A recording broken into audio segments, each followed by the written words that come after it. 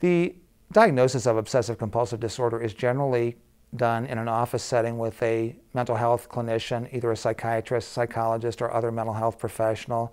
Generally, the diagnosis is made through the use of clinical information that you would provide or through assessment devices, the most popular of which is the Yale-Brown Obsessive Compulsive Scale.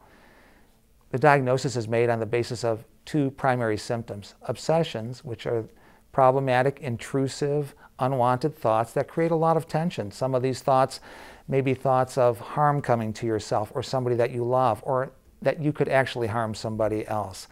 Those are very common. Other common obsessions would be fears of contamination, or that something was not done symmetrically or properly and needs to be repeated.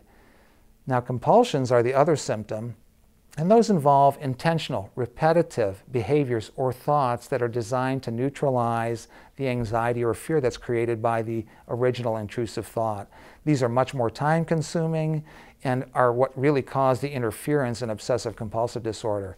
People will involve themselves in consistently trying to reduce tension, often through repetitive acts like hand washing in the case of fears of contamination, counting or repeating behaviors if they are concerned about safety, such as checking doors and locks, or touching the stove or checking the stove.